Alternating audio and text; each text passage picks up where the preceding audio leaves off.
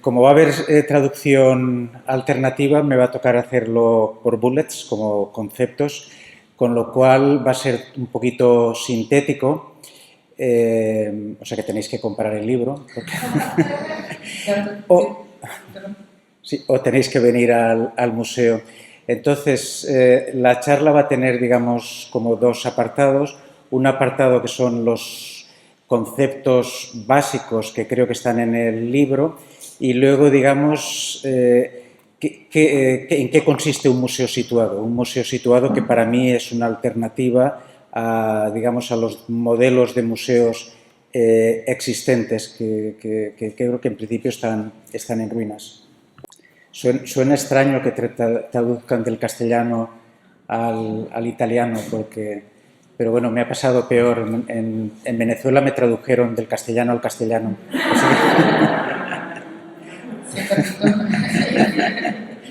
Entonces, de hecho, hay, yo diría, 4 conceptos. Si quieres, los hago en general y luego, ¿no? Bueno, os los digo todos y luego te voy explicando. Hay 4 conceptos que son importantes en el libro y que creo que se recogen en la práctica que estamos haciendo. Una son la transdisciplinaridad, la agencia, que es fundamental, la idea de la institución, obviamente, la idea de la historia y luego, finalmente, el enigma. Esos son los conceptos que, de algún modo, creo que resumen la práctica que estamos haciendo en el Reina Sofía ahora, antes en el MACBA, antes en la Tapies. Vamos a ir un poquito uno por uno. En primer lugar, la extradisciplinaridad. Transdisciplinaridad se opone a 2 elementos. Uno que era, digamos, clave para entender el Museo de Arte Moderno, el museo, digamos, de los años 50, el MoMA, por hacer una caricatura y por buscar un enemigo inmediatamente, que básicamente todos sabemos buscaba las disciplinas, buscaba la singularidad de las disciplinas, buscaba también la confirmación, la seguridad de estar dentro de una disciplina. Era esta disciplina que se consideraba autónoma, falsamente autónoma, por supuesto, universal de una provincia que era Europa o Estados Unidos, lineal, etcétera, etcétera. Todo esto lo sabemos. Pero luego hay otra, digamos, está la otra cara de esta moneda, que es la interdisciplinaridad. Y ahí no me buscaré enemigos, no voy a decir nombres, pero luego por una módica cuota de 100 euros os puedo ir dando nombres cuando se acabe. La interdisciplinaridad de aquellos que en el lugar de confort del museo o de la institución arte, digamos, buscan el saltar tal vez de la sociología al arte, a la antropología, pero que al final es un salto que es meramente retórico, meramente gestual. Y frente a estos 2 elementos sugerimos que hay otra cosa que es la transdisciplinaridad. La transdisciplinaridad lo que implica es la interpelación, es el cuestionamiento. Y solo se cuestiona, obviamente uno no puede estar fuera del mundo, uno recibe una lengua que no es la propia. Borges decía que tú no hablas una lengua, la lengua te habla. Y luego veremos que hay términos, por ejemplo, en las lenguas mayas no existe una palabra para arte. El hecho de que nosotros estemos designando cosas para arte quiere decir que estamos forzando ciertos elementos. O en guaraní no hay un único, uno plural, hay varios personas de primera persona del plural. Y por tanto es necesaria una cierta exterioridad para cuestionar nuestros principios. Obviamente esos cuestionamientos tienen que ver con lo artístico, tienen que ver también con lo político, tienen que ver con el marco en el cual estamos. En inglés hay dos palabras que no he encontrado en español, no sé si hay en italiano, que son muy significativas, que definen esta diferencia, play y game. Game es jugar, pero con unas reglas. Tú juegas al fútbol con una pelota, con dos porterías, y si de repente tienes varias pelotas, estás cometiendo una falta y te expulsan. Con el play tú puedes inventar las reglas, puedes decidir jugar con 5 pelotas porque se juega mejor o por... Entonces, esa diferencia, ese cuestionar las propias normas, el marco, es lo que tiene la transdisciplinaridad. Por eso la transdisciplinaridad normalmente es incómoda, normalmente a todos los niveles, a nivel artístico, de práctica artística, pero también a nivel político, cuestiona muchos elementos, cuestiona la precarización de la cultura, cuestiona cómo son los procedimientos de las instituciones, cómo se generan los relatos, por qué ciertas voces están silenciadas, y de ahí que, como digo, en algunas ocasiones sea elemento de conflicto, incluso de conflicto legal, porque, entre comillas, estás, digamos, saltándote las normas. Un museo está hecho tradicionalmente para ver, para disfrutar, para crear relatos a partir de las obras de arte. Se supone que un museo no debe hacer política, no debe interferir con, digamos, incluso cosas tan sencillas. Durante la pandemia no puede asistir a la gente que a lo mejor no tiene, la gente del barrio alrededor del museo, que no puede comer, que no puede... Pero curiosamente esas mismas reglas sí que permiten que una gran institución museística, otra palabra inglesa, y mira que tratábamos de huir del inglés, gentifique, que cambie esa zona. Entonces, esa transdisciplinaridad cuestiona esa falsa autonomía y, por tanto, es incómoda. El segundo concepto es el de agencia. Hay dos, de hecho, iba a poner una diapositiva que os iba a asustar, quería asustaros, pero como no me dará tiempo, que era una imagen muy grande de Margaret Thatcher, pero como no me dará tiempo os lo digo ya. Digamos, ¿cuál es nuestra condición? ¿Cuál es nuestro entorno? Básicamente yo diría que viene marcado por dos aspectos, el neoliberalismo y el ciberespacio. El neoliberalismo, que es algo que obviamente empieza, tal y como lo entendemos, a finales de los años 70, que todo el mundo sabe se basa en un predominio del sujeto, un sujeto narcisista, en la aparente disolución de los estados devienen meramente policías para defender los flujos inmigratorios, pero no los flujos de capitales, un neoliberalismo que además entró con la crisis del 2007 en una crisis profunda, una crisis profunda en la cual se nos culpó a nosotros, a los individuos, por no haber estado, a los ciudadanos, por no haber estado al nivel, por ser culpables, como se decía en España, después de la crisis, de haber gastado demasiado, de no haber sido responsables, especialmente a los países del sur, véase Grecia, de haber gastado demasiado, más allá de las posibilidades, y donde el ciudadano en realidad era un ciudadano endeudado. Eso era lo que se nos decía. Lo que no se nos decía era que además el neoliberalismo en realidad no nace a finales de los 70, el neoliberalismo es una continuación de los colonialismos. Hay una línea muy clara entre el final de los imperios y con las teorías ordoliberales de Viena y luego de Estados Unidos, una continuidad para ver cómo se puede seguir explotando las colonias, obviamente, cómo se pueden seguir explotando y, por tanto, esa continuidad es importante saber que existe, es importante saber que neoliberalismo y colonialidad están absolutamente ligados y, desde el punto de vista de un museo, es importante saberlo. Y luego, luego nuestra otra condición es el ciberespacio. El ciberespacio, obviamente, no solo es Internet. Internet existía en los 90, pero en los 90 tenías que entrar a un ordenador, había que hacer un esfuerzo.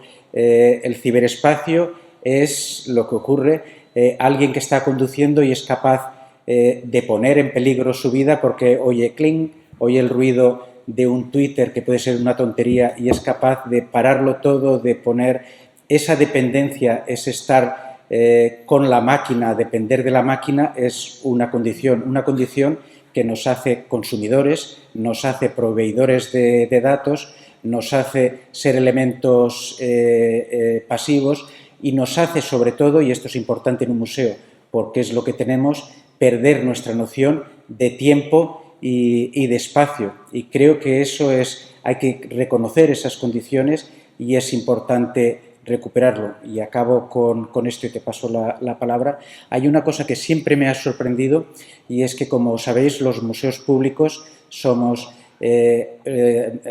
órdenes mendicantes. No tenemos dinero y nos dedicamos el día pidiendo dinero a otra gente. Sabemos que hay grandes galerías, Hauser & Wirth, Gagosian, que tienen mucho más dinero que nosotros, tienen ya los estates, tienen los legados de los artistas, de hecho dependes de ellos para hacer exposiciones, tienen grandes curadores porque pueden pagar, las instituciones públicas pagamos muy mal, tienen grandes espacios, tienen espacios en todos los países, con lo cual las exposiciones viajan, pero aún así, y es algo que como director de museo no he entendido, están obsesionados por exponer en los museos. ¿Por qué es la razón? Yo creo que tenemos dos cosas. El espacio, que no es un espacio de consumo, debería ser otra cosa, y luego el tiempo largo de la historia. Y creo que esas dos cosas que el ciberespacio nos quita es algo que debemos recuperar. Y eso es la agencia. El siguiente punto es, obviamente, la institución, y si decimos que vamos cuestionando las reglas, quiere decir que hay que cuestionar el marco de la institución. De hecho, Deleuze siempre decía que no hay revolución sin proceso instituyente y, por tanto, es absolutamente necesario el ir replanteando la institución. Esto quiere decir, para mí, dos acciones. Por un lado, la necesidad de democratizar las instituciones que existen, no siempre son democráticas, pero es posible que se democraticen según unas reglas, pero al mismo tiempo el generar, y ya que es un homenaje a Beatrice y a todo el equipo de Hopeful Monster, crear instituciones monstruos, o sea, instituciones que de algún modo se escapen a las normas. Esas instituciones monstruos tienen algo son instituciones de lo común. Entonces, el cómo trabajar en los dos ámbitos es algo que también estamos haciendo en el museo, o intentamos hacer. La cuarta palabra, antes de la última, la quinta, es obviamente la noción de historia, que creo que es importante, sobre todo después de la caída del muro de Berlín. Hemos pasado la historia, a menudo se confunde con la memoria. La historia se confunde con la memoria, con lo sentimental, y de hecho se pasa del vencido a la víctima. Y es bastante importante el recuperar una concepción histórica de nuestro pasado, donde se vean las relaciones complejas de la historia, donde se vean el exilio, los exilios como condición contemporánea, donde se vea que los alemanes no eran los únicos malos después de la Segunda Guerra Mundial. Por ejemplo, se sabe que Picasso estaba tenía absoluto miedo de estar en Francia, quiso que le diesen la nacionalidad francesa y se la rechazaron por comunista. Por tanto, había obviamente un régimen colaboracionista en Francia que recibió a los exiliados españoles tal vez no demasiado bien. Entonces, el recuperar esta historia de los vencidos, pero no desde un punto de vista sentimental, en una época de consumo, en una época de Twitter, en una época donde existe, digamos, esta visión a veces demasiado polarizada de los monumentos, donde obviamente Es absolutamente horroroso que haya monumentos a gente que ha sido esclavista, pero también es importante que se hagan contramonumentos. Meramente sacar los monumentos es borrar la historia. Y por consiguiente, el recuperar la noción de historia es algo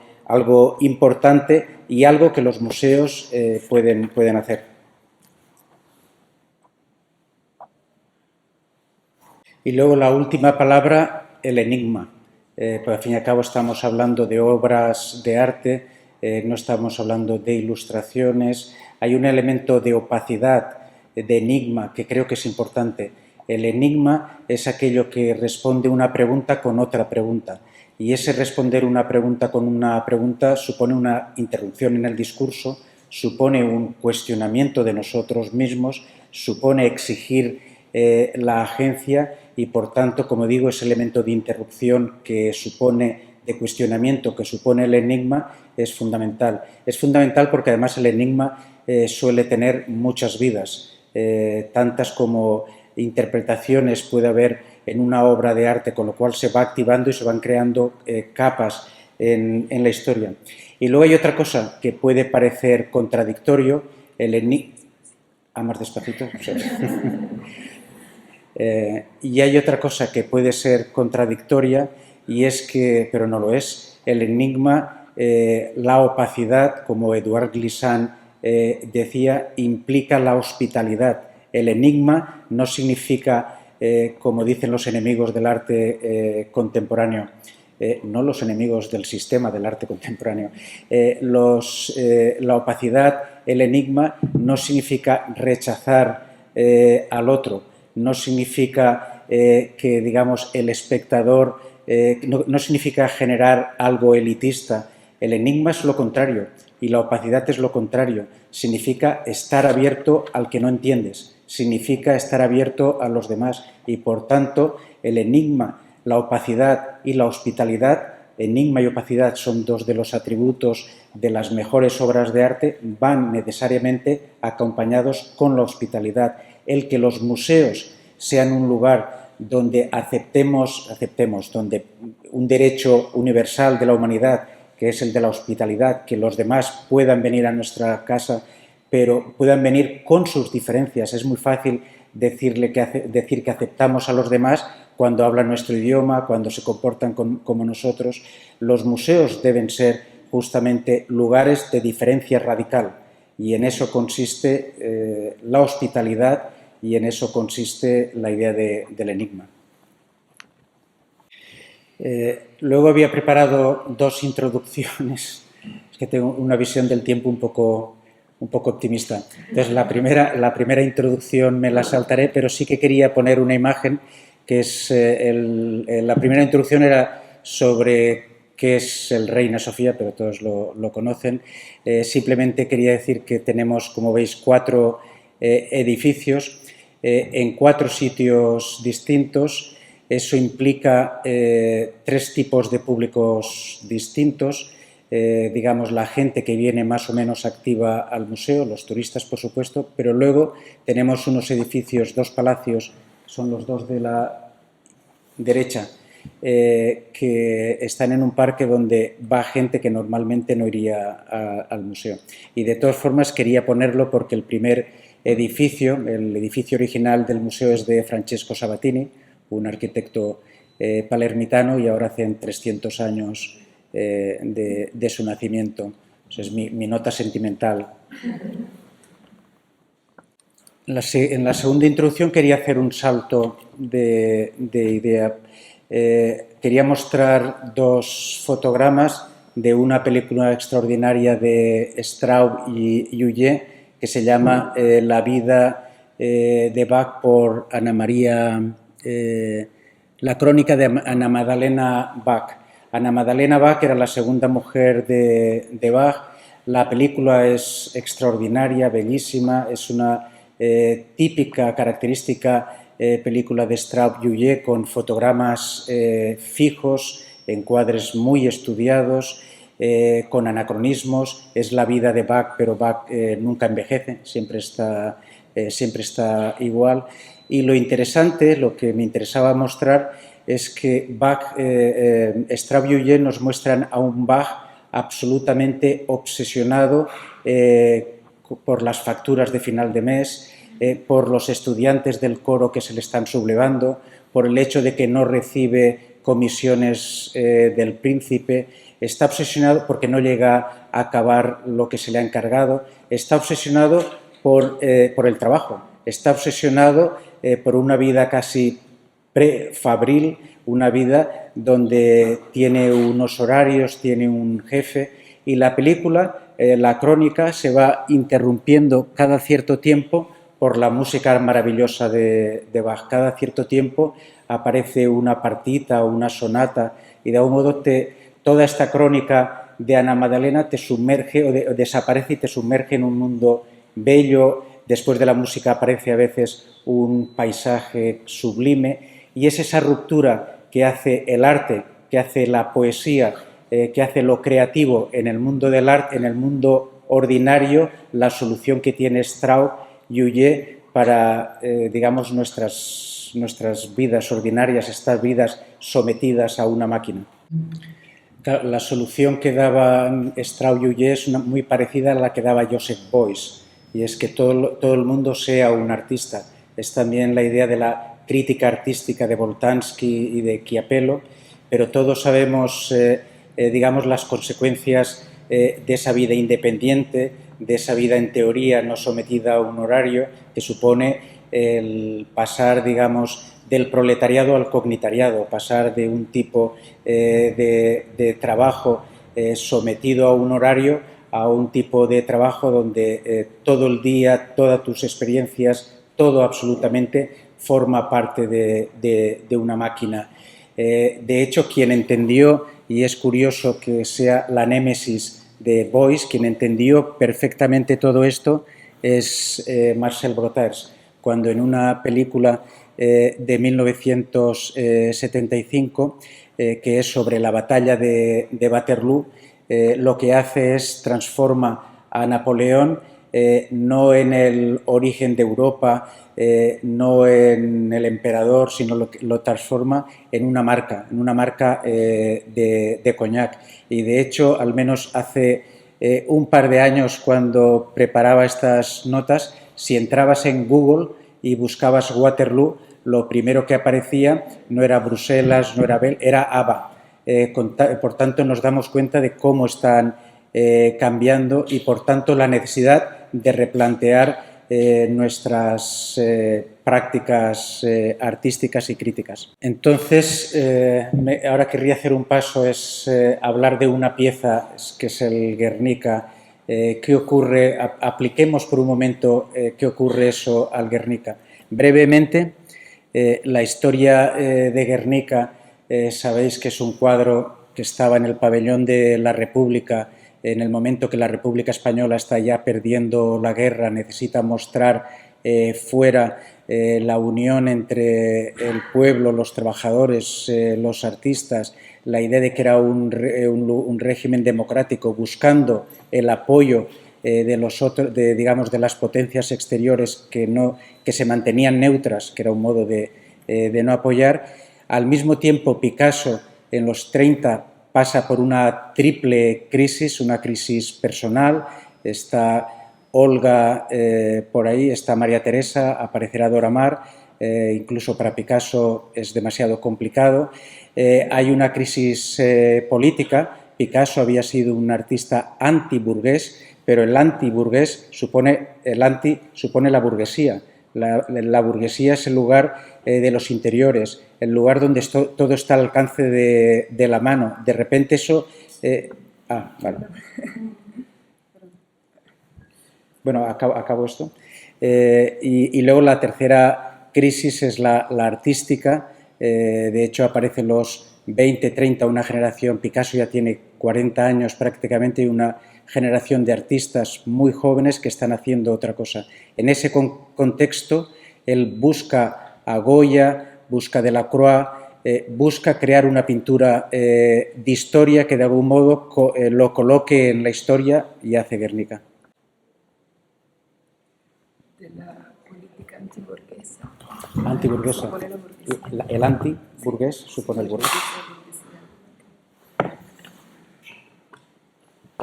En esa época que no entiende, en esa época de fascismos, decide hacer una pintura blanco y negro como el cine, como los newsreels, como los fotomontajes. Decide hacer una pintura que vuelve a la historia y decide hacer una pintura que denuncie el dolor de la gente, pero sin ser pornográfica.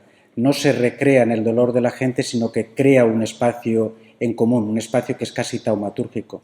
Y de ahí, digamos, creo la importancia de esta pintura que se le escapa al propio Picasso. Y ahora iré muy rápidamente mostraré unas imágenes para que digamos, simplemente para mostrar los muchos significados que ha tenido Guernica y que forman parte del Guernica. Obviamente durante... vale, sí.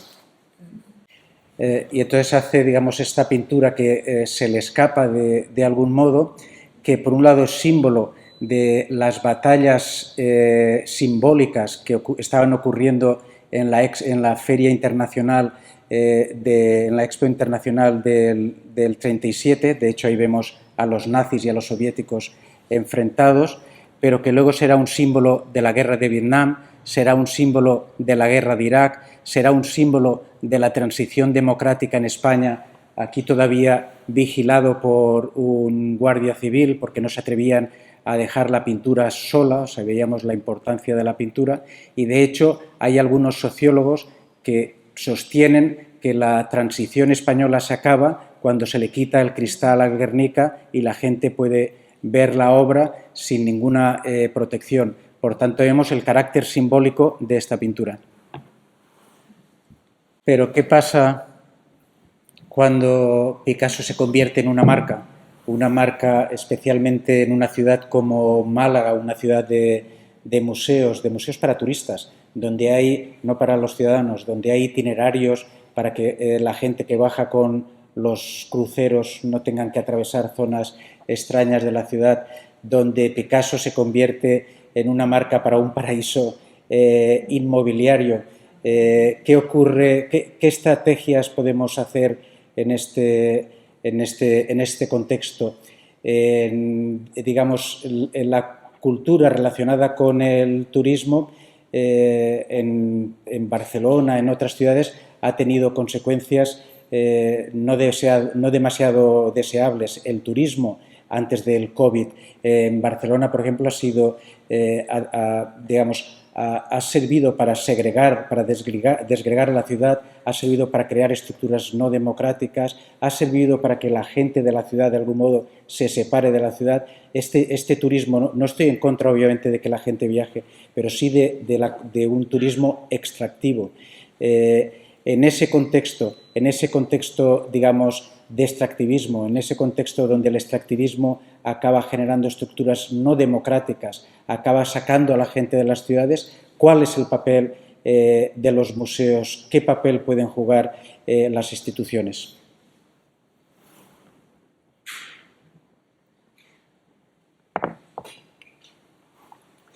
Y el problema es obviamente político, pero también es historiográfico, también es de relatos, también es qué historias se dan. Alrededor de Picasso, en Málaga se ha creado una mitología total del artista. Se dice que el artista cuando estaba en el sur de Francia estaba en el balcón mirando a Málaga, cosa que es... O incluso salió una noticia en un periódico, porque de algún modo recuerda... Digamos, este comercio con el nombre de Picasso recuerda el comercio medieval de las reliquias de Santa Teresa, de todos los santos, donde se cortaban, donde había realmente batallas sobre quién tenía los huesos.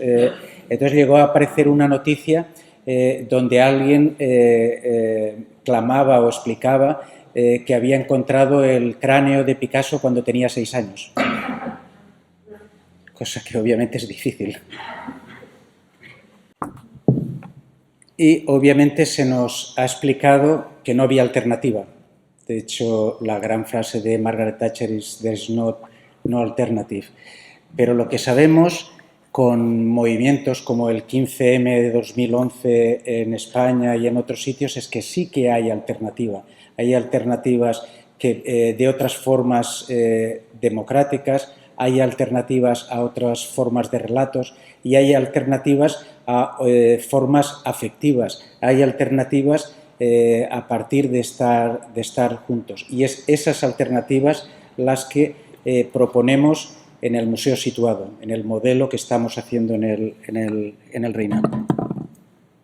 Sí, de hecho, aquí aparece situado, es un término de Donna Haraway, por supuesto, y situado parte de la idea de que todos hablan desde un lugar determinado. Ese lugar no es ni local ni nacional, es específico y se refiere a otros específicos. Ese es un elemento. Otro que tiene que ver con la idea de comunidad, con comunidad que se expande a otras especies. Y otro que tiene que ver con el hecho de que es la idea del cyborg, de que estamos en una máquina. Ese es el elemento de situado que de algún modo rompe dos modelos, digamos, aparentemente opuestos. El museo, o tres, el museo global, el museo nacional identitario y luego el museo vernáculo, el museo, digamos, de proximidad, que puede ser problemático. Nosotros hacemos trabajo de proximidad, pero es situado en relación a otros lugares y eso es importante y ahora voy a explicar un poco en un gráfico cómo lo intentamos hacer.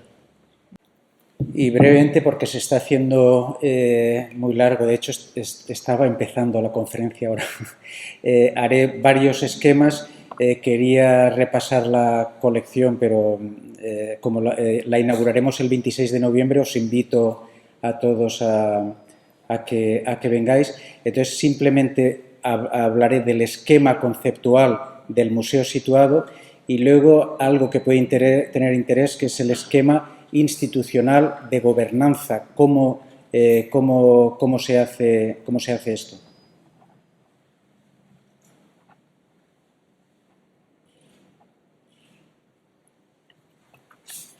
Este sería el esquema epistemológico, que básicamente se resumiría en cuatro conceptos.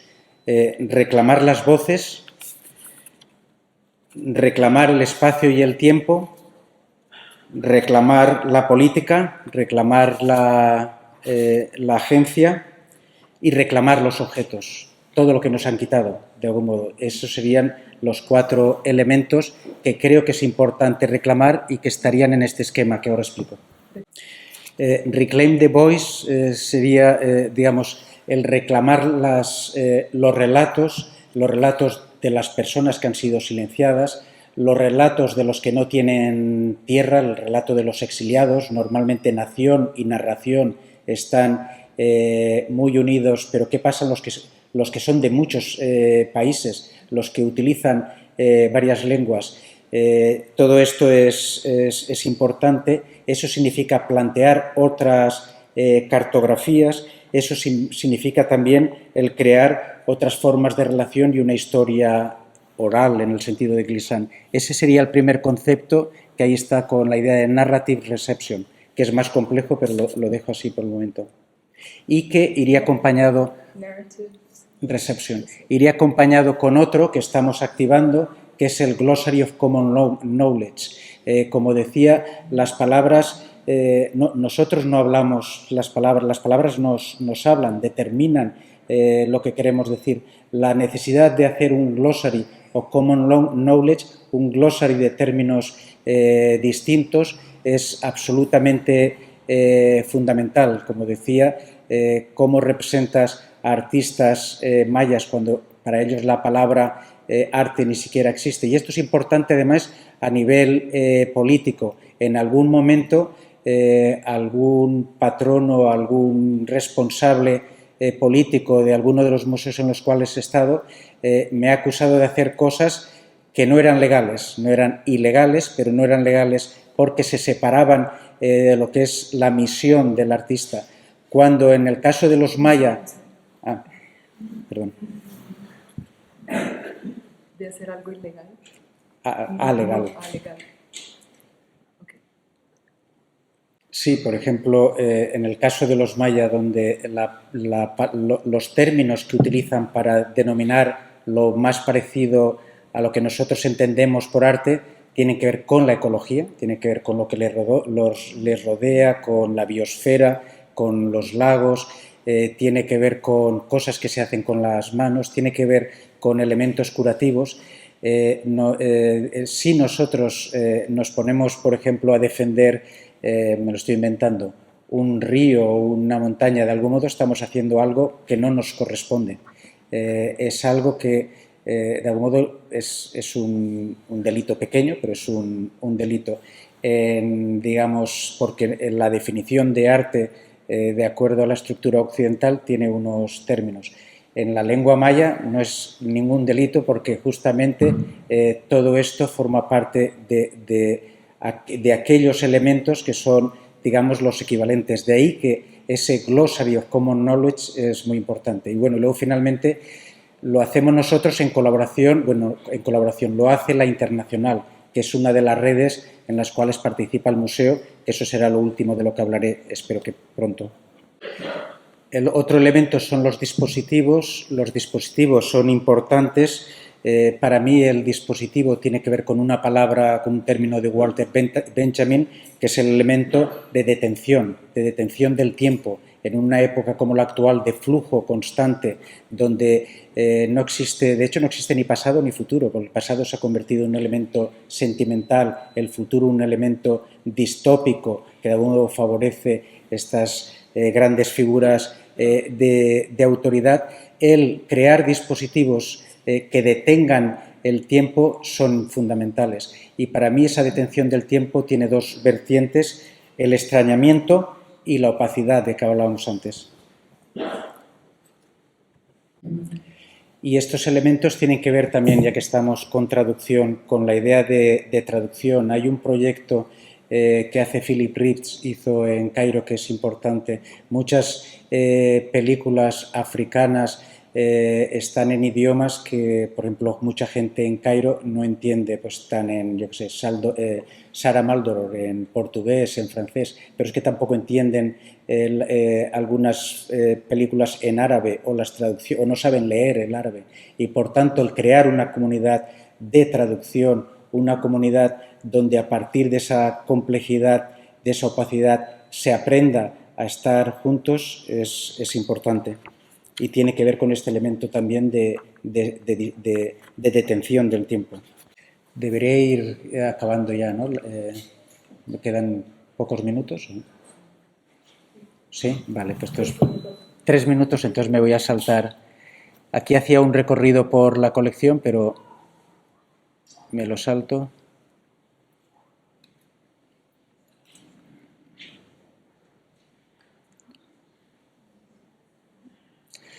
Sí, para acabar, creo que es importante el replantear las instituciones, las estructuras de las instituciones, y eso básicamente pasa por dos elementos: democratizar la institución y generar instituciones alrededor de la institución, de la cual organizaciones que sean autónomas, instituciones que de algún modo creen un tejido, y que mientras que la institución, digamos, que recibimos parte de unas normas que son las normas legales que existen y que se pueden democratizar, hay otras instituciones que deberían de crear sus propias normas a partir de ideas como la que el biólogo chileno Maturana decía, hablaba de poiesis. Entonces, esos dos elementos son fundamentales. Mencionaré dos casos de cómo se puede hacer, cómo se pueden democratizar las instituciones y cómo puede esa democratización generar estructuras autónomas, estructuras que realmente planteen una forma, digamos, creativa, institucional, que tiene más que ver con el siglo XXI que con el XVIII, que es el lugar, digamos, donde nacen los museos tradicionales. Una, por ejemplo, consiste, en el caso del Reina Sofía, en unas leyes, una ley propia donde cada uno define sus papeles. Básicamente el Reina tiene 3 órganos de gobierno: el ministro, que es un órgano en sí mismo, el Parlamento y el director, que es un órgano. Cada uno tiene sus funciones y no deben sobrepasarlas. El ministro puede nombrar o cesar al director, pero no puede meterse en la programación del museo. El patronato debe aceptar o no la programación del museo que propone el director, pero si no la acepta lo tiene que explicar, y las explicaciones tienen que ser de carácter jurídico, es decir, se está cometiendo una irregularidad o no cumple la misión del museo, pero nunca deben interferir a nivel académico. El director y la gente que trabaja en el museo son los que proponen y los que ejecutan. Si estas 3 particiones están claras, de algún modo, digamos, una autonomía relativa se mantiene. Aún así, y ahora digo una cosa, aún así, obviamente, hay cosas que el museo no puede hacer. El Museo Nacional no puede, sin más, financiar una red de archivos en Latinoamérica, o no puede, durante la pandemia, ayudar a la gente que está en el barrio, a pesar de que ha contribuido a que tal vez no tengan trabajo. No puede romper ciertos moldes, no puede hacer tal vez que ciertos espacios sean absolutamente libres para cierta gente porque hay unas normas. Pero lo que sí que puede es, a partir de esa estructura, crear otras estructuras que sí que generen sus propias leyes. Y eso es, de algún modo, lo que hemos ido haciendo durante estos años con un doble proceso: democratizar la institución y hacer una serie de redes autónomas, que son redes de lo común, son redes que se autofinancian, son redes que se van autoconstruyendo continuamente y que trabajan en Latinoamérica, en el Mediterráneo, donde obviamente siempre hay un componente artístico, porque es lo que hacemos, es lo que sabemos hacer, pero ese componente artístico a veces sale del activismo, a veces se cruza con otras políticas, y eso es importante. Y ya con eso acabaré. Y ya para acabar, bueno, cuando he dicho crear, digamos, he cometido un error, debería decolonizar mi vocabulario. Quiere decir crear en el sentido de que, igual que un árbol o un lugar como dice Anna Tsing, un lugar alrededor de un árbol genera mushrooms, que genera, digamos, es esa forma de crear, en el sentido de no creas, ayudas a constituir alrededor tuyo, es mejor esto. Y pondré un ejemplo de lo que el museo no puede hacer y de lo que estas redes sí que pueden hacer. Málaga, de nuevo, la ciudad de Picasso. El Reina Sofía hizo una exposición hace años sobre Picasso y hace actividades académicas en Madrid, pero es un museo nacional, es un museo del Estado, también en otros lugares. Quisimos hacer algo en Málaga, porque es casi obvio, pero en lugar de hacerlo en el Museo Picasso de Málaga o en la casa natal de Málaga, decidimos hacerlo en un centro autogestionado, un centro ocupado en Málaga. ¿Por qué? Porque justamente ese centro es el único que rompe esta estructura turística, esta estructura antidemocrática, esta estructura antiartística, al fin y al cabo, porque todo se convierte en una marca. Y esa ruptura es importante. Y además es una ruptura que no parte del museo. De algún modo el museo pide colaborar, el museo establece puentes, el museo se relaciona con ellos y aparece este hongo. Un hongo donde se cuestionan, se discute Picasso en otros términos y se cuestiona el papel de Picasso en una ciudad. Y ahí sí que creo que es importante el trabajo que se puede hacer a través de, digamos, de esta institución democratizada y de estos hongos, entre comillas, que van saliendo alrededor de la institución y se van generando todo un ecosistema. Esta idea del ecosistema que está también en el museo situado creo que es importante y de algún modo es lo que estamos intentando hacer en el Reina Sofía. Y nada, muchas gracias por la paciencia. Muchas gracias a Clarisa, ha estado maravillosa, a Beatrice, a todo el equipo de la Fundación y a la Universidad y a Laura. O sea que es un honor estar aquí. Muchas gracias.